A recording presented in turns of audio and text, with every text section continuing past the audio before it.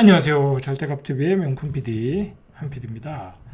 제가 공인중개사 자격증을 딴 게 정확히 기억을 못하겠는데 2004년인가 5년에 땄어요.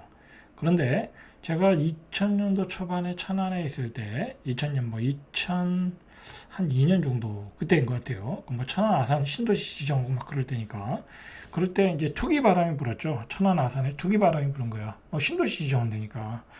그리고 천안에 있는 뭐 분양권 프리미엄이 붙기 시작한 거야. 지금 이제 불당동의 아이파크 동일아이빌이 한 1,000만 원에서 한 3천만 원까지. 그래서 3천만 원 붙어가지고 다 사람들 난리 났어요. 무슨 천안에 분양권 가격이 3천만 원까지 붙냐. 지금으로 보면 아무것도 아닌데 그때로 보면 엄청난 사건이었어요. 자, 그런 시기에 이제 제가 부동산 자격증을 땄는데 그러고 나서 한 2년 정도 있다가 한 이렇게 커다란 그 상승기의 열풍이 지나간 다음에 그러니까 이제 IMF 때 대한민국 부동산이 주저앉고 97년, 98년도에 그다음에 2000년, 2001년 정도 들어야 좀 회복을 했던 것 같아요. 그러다가 이제 조금 이제 규제들이 나오면서 이제 한 2, 3년 하향 안정세. 그러다가 2004년부터 이제 그런 천안 같은 지역에서 이런 지방에서 그때로 보면 이제 지방에서 먼저 이렇게 바람이 불었던 것 같아요. 그동안 저평가됐다 이거죠. 그때 뭐 지방이라는 데는 투자한다라는 생각을 별로 안 했었죠. 자, 그런데 그런 지역에도 투자의 바람이 불었다라는 거예요.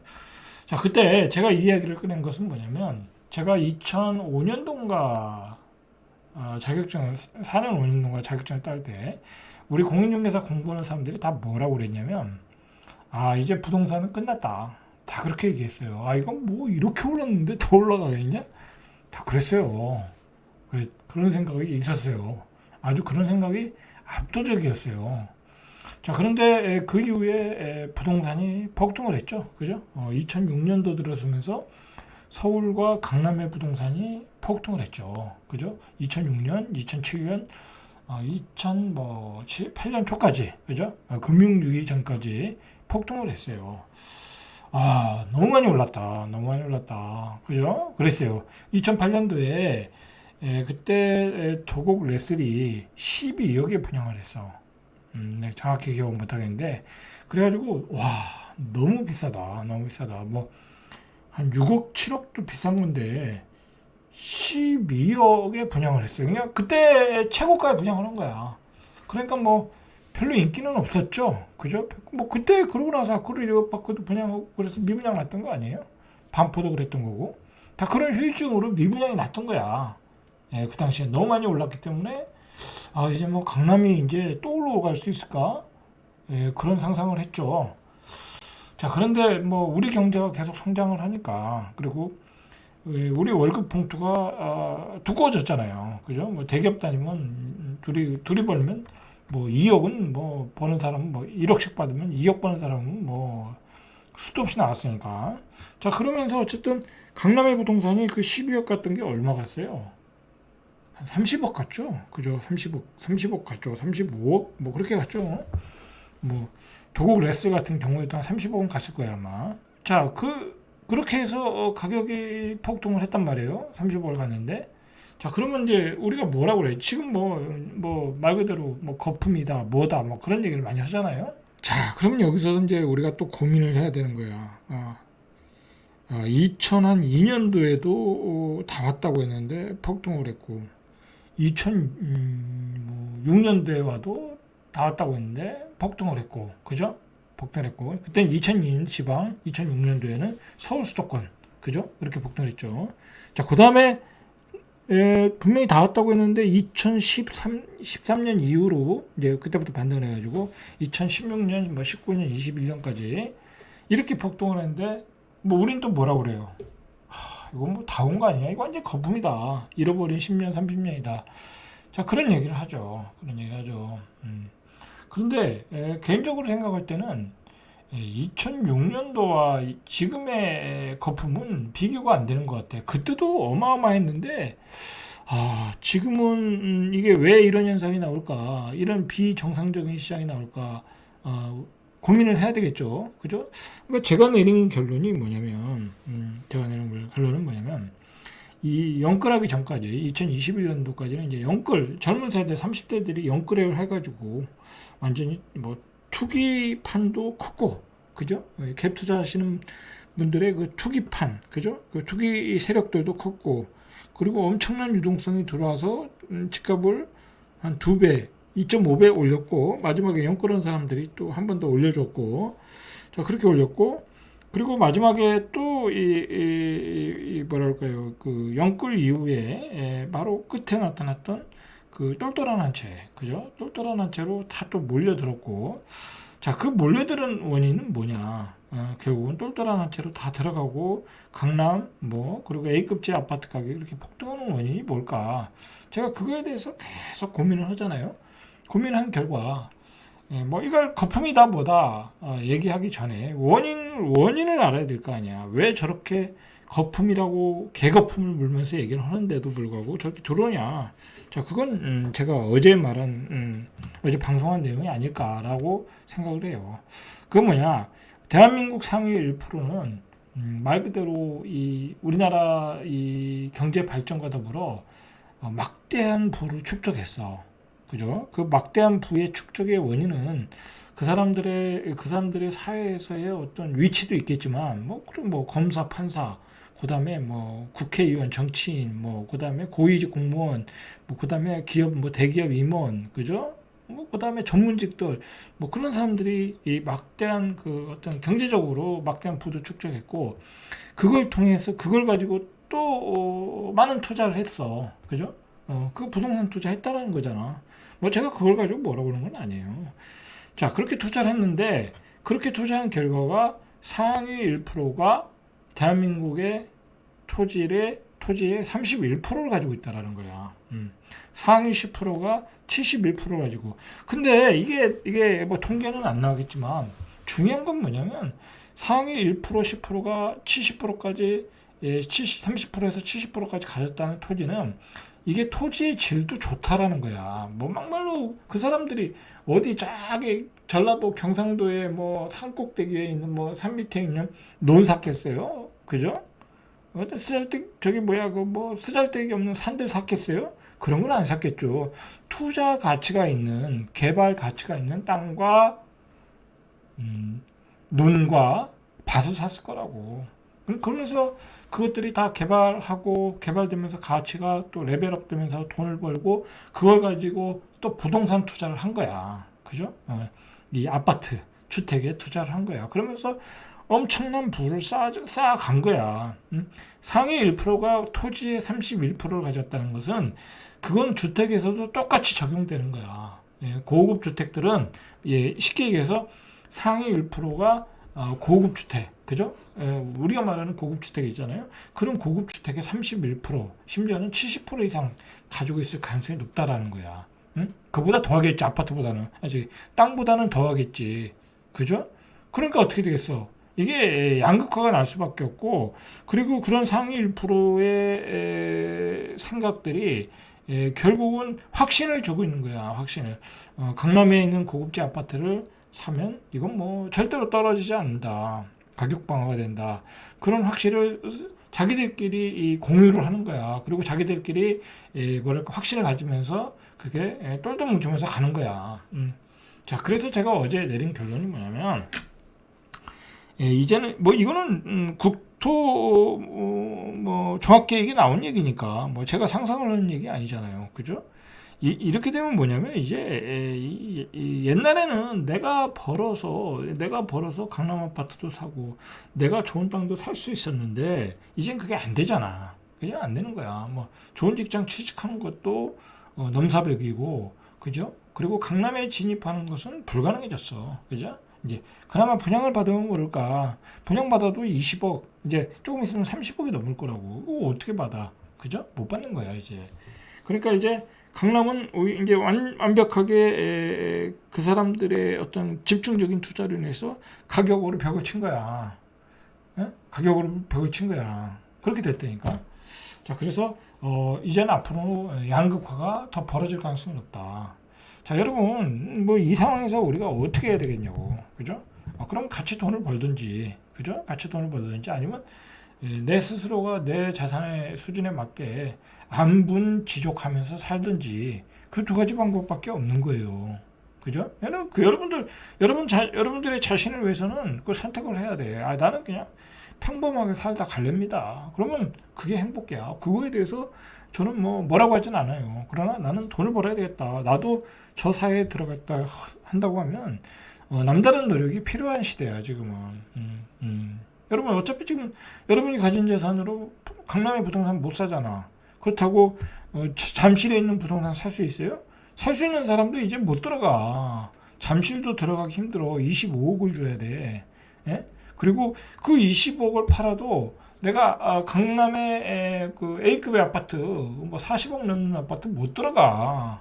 못 들어간다니까. 그러니까 그 송파에 있는 아파트 2개 사가지고 거기서 뻥튀기해서 들어가려고 하는 거 아니야. 갭 투자해서. 자, 그러니까 이런 현상 중에 중산층들 소위 말해서 이거 부의 양극화가 앞으로는 심하게 벌어질 것 같아 해서 갭 투자들이 나온 거야, 사실은. 알고 보면. 부자들이 저렇게 돈 벌었네. 그죠? 돈 많은 사람들이 토지 투자해서 돈 벌어. 그 토지 투자한 돈에서 뻥튀기해서 또 아파트 투자해서, 그것도 고급 아파트 투자해서 또 돈 벌어.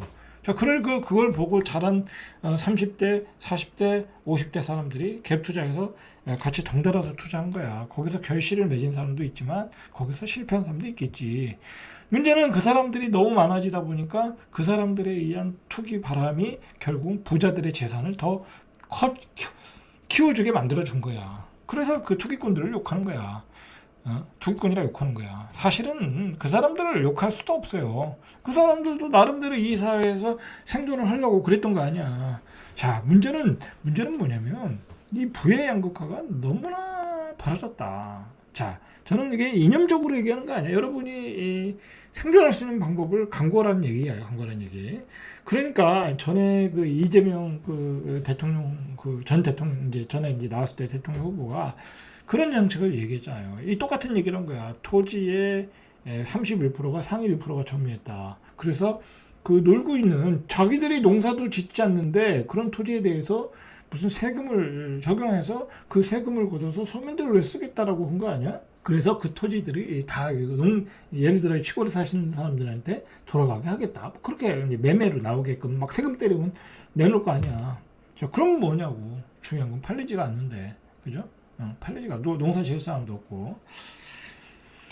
자, 어쨌든 이런 상황이다라는 거야. 자, 근데 지금 이제 우리가 이게 완전히 비정상적인 상황이야.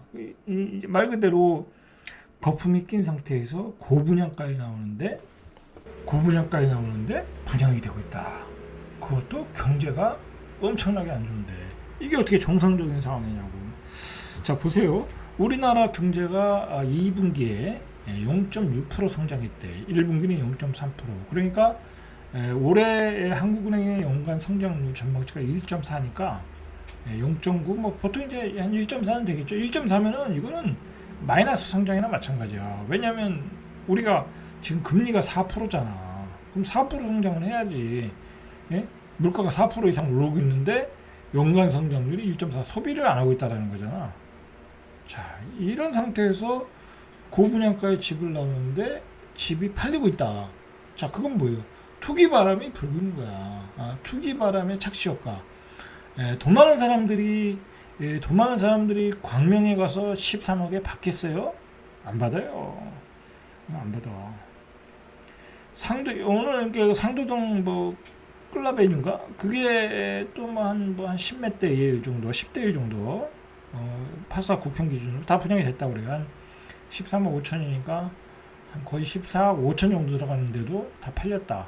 그거는 금수저들이 살 수 있어. 왜냐면 금수저들이 이제 도와줘가지고 자식을 도와줘가지고 살 수는 있어. 그러나 그게 분양이 될 정도로 완판이 될 정도로의 어떤 지금 시장의 체력, 우리의 경제 체력은 아닌 것만은 확실하다. 자, 그러면 왜 분양이 되겠어요? 다 분양이 되니까, 다 완판이 되니까 사람들이 청약 가점 높은 사람들이 그냥 들어가는 거야. 분양권에 프리미엄 붙겠지. 그러고 들어가는 거야. 자, 안 붙으면 어떡할 거야? 안 붙으면 어떨 거냐고. 그죠? 자, 지금은 경제활동별로 보니까 내수 성장 기여도는 마이너스 0.8, 민간 지출이 마이너스 0.1, 정부 지출도 마이너스 0.4. 올해 세금이 많이 안 고쳤다고 그러잖아요. 내년 예산도 줄어든다고 그러잖아요. 그럼 정부에 돈이 안 나와. 그럼 뭐 경제 성장률이 올해가 1.4면 내년은 1% 안쪽으로 들어갈 수 있는 거지. 경제는 안 좋다. 그런데 고분양가에 나오는 건 다 팔리고 있다. 이것은 일종의 투기 바람이다. 자, 이런 가운데 수입이 수출보다 더 큰 폭으로 줄어서 불황형 흑자라는 거야. 수입이 수출보다 더 줄어들었다. 그러니까 뭐 팔리지도 않으니까 수입도 못 하는 거야. 불황형 흑자다라는 거야. 자, 경제 성장률을 보니까 2020년에 0.7%, 마이너스 0.7, 이 코비드 때 2021년도에 돈을 확 풀었으니까 4.3% 어마어마했죠. 2022년도에 2.6%, 자, 2023년도에 1.4%, 2023년도에 뭐 0.9% 그렇게 되겠죠. 자, 결국 계속 하방 압력을 받고 있는 중이다. 자, 물가는 계속 올라가고 있어요. 8월 소비자 물가도 3.4%가 올랐어. 이제 폭염, 뭐 태풍, 그리고 유가 상승이죠. 어쨌든 물가를 계속 오르고 있어. 금리도 계속 오르고 있어요. 좀 주담대 금리고 6%대까지 갔어. 여러분, 13억짜리 분양을 받으면 한 7, 8억 원, 한 8억 정도는 받아야 될 거 아니에요, 중도금으로. 그러면 여러분 중도금 이자 계산하면 아주 뒤로 넘어져. 그죠? 뒤로 넘어진다니까. 알고나 좀 분양 받으셔야 돼. 그런데다가 분양가가 계속 급속도로 계속 오르고 있어요. 그래서 이 분양가가 오르는 게 오히려 청약시장에 불을 붙이고 있는 거야. 왜냐면 빨리 분양받자. 그 얘기야. 정부는 이제 방관하고 있는 거지. 분양가가 오르는 거에 대해서 이런 방구도 안 해. 근데 이상하게 이렇게 분양가가 오르는데도 신문에서도 이런 방구를 안 해. 그걸 비평하고 비판하는 기사가 없더라고. 걱정하는 기사가 없더라고. 왜 그런지 모르겠어요. 자, 얼마나 올랐냐. 전국 민간 아파트 분양가가 3.3제곱미터당 1625만원. 전년 동월. 그러니까 전년 동월, 작년에 9월 달에 1453만원이었는데, 전국 평균으로 11.88. 거의 12%가 올랐다라는 거야. 자, 우리 경제 성장률이 1.6%니까, 1.4%니까 거의 10배가 더 오른 거죠. 그죠? 자, 서울은 같은 기간 13.16%가 올랐어. 작년에 2,821만 원인데 올해 3,192만 원. 자, 이렇게 계속해서 오르니까 빨리 분양받자. 자, 그 얼마 전에 광명자이가 10억 중반대 분양한다고 했을 때도 뭐 가까스로 분양이 됐거나 별로 인기가 없었어요. 근데 지금 얼마냐고. 지금 12억이니까 한 2억이 올랐죠? 그러니까 그때 분양받은 사람은 잘 받았다. 그러니까 지금이라도 빨리 받자. 자, 그런 분위기죠. 자, 이 동대문구에서 분양한 레미안 라그랜드 3.33제곱미터당 평균 분양가가 3,310만 원이야. 자, 불과 4개월 전에 휘경자의 디센시아가 2,945만 원이야. 자, 4개월보다 12.39, 거의 13%가 올랐어요. 13%가 올랐다. 자, 그러면 이 뒤로 분양하는 거는 더 오르겠죠. 그러니까 사람들이 빨리 분양받자. 그러니까 결국은 이 뭐라고 할까요? 이 폭탄 돌리기를 하고 있는 거야. 자, 이게 서울을 넘어서 지방에서도 이런 현상이 일어나고 있어요. 광역시에서. 자, 얼마 전에 분양한 대전에서 분양한 탐방자이가 아니죠. 그 숭어리샘 자이. 자, 거기에서도 그랬고. 자, 여긴 더해. 부산은 더해. 자, 부산 대연 DIL은 3.3제곱미터당 분양가가 2,334만 원으로 올해 3월 인근에서 분양한 두산 리브 제니스 오션시티가 1,753만 원. 자, 이 두 지역이 이 두 아파트가 비슷한 지역에서 분양을 했어요. 물론 입지는 DIL이 더 좋아요. 자, 그런데도 분양가가 33.14%가 오른 거야. 이게 말이 됩니까? 자, 이걸 분양 승인해주는 이 부산은 완전히 뭐 이제 이 시청에서 분양가 컨트롤 하지도 못하고 있다는 얘기야. 그럼 두산 리브 더 제니스는 이거 간신히 미분양 팔았어. 막 무슨 일로 팔았어. 간신히 팔았어. 안 팔린 거 있을지도 모르고. 그런데도 불구하고 이 아파트 분양 이후에 이 분양가가 33%가 올랐다는 거예요. 그러니까 이 아파트 미분양락이 다 팔렸겠지. 그죠? 참 문제야. 큰 문제야. 아니 부산에서 불과 이거 뭐 몇 개월 사이에 4개월 사이에 2억이 오른다는 게 이게 말이 돼요? 야 이거 부산 사람들 참 문제야. 이거 어떻게 해 이거. 그죠? 이놈이면 서울 와서 사지 미쳤다고 이거 사고 있냐고. 그죠? 자 이렇게 분양가가 폭등하고 있다. 자 여기가 문제야. 광명 센트럴 아이파크 3개월 전에 분양한 가격이 3,320만원. 근데 광명 자이더 더샵 포레나 분양가가 2,772만원인데 이 가격 대비 20%나 비쌌다는 거야. 그런데도 1순위에서 18.94. 자, 이 현상은 그냥 심리적으로 포모 증후군이라고 밖에 볼 수가 없어. 포모 증후군. 더 웃긴 거는 미계약분으로 한 뭐 20몇 가구가 나왔는데 이거 분양률이 얼마 나왔어 오늘? 그죠? 27가구 줄집에 3,400명이 몰렸대. 자, 이거 뭐야? 다 투기로 들어오는 거야. 투기로.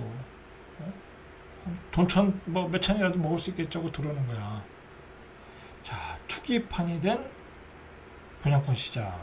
그죠? 폭등하는 분양권 시장. 자, 이 상황에서 지금 정부가 9월에 공급대책을 발표한다는 거야. 공급대책이 아니라 건설사 살리기 정책을 내놓고 있는 거지. 건설사 살리는 정책을 내놓는 거야. 이 와중에. 자, 이 핵심은 뭐냐면, 오피스텔을 주택에서 제한한다는 그 정책이 핵심 같아. 그래서 오피스텔 공급을 늘리겠다라는 거 아니야. 뭐 1인 가구도 증가하니까. 뭐 오피스텔을 주택에서 제한한다고 하면 건설사들 엄청나게 오피스텔을 짓겠지. 그리고 잘 팔리겠지. 그죠? 뭐 투자하는 사람도 있을 수 있으니까. 그러면 건설 경기가 살아나잖아. 자, 그걸 건설사들이 정부에게 뭐 찔러줬겠죠. 뭐 그렇게 한번 가면 어떨까? 제 예상으로는.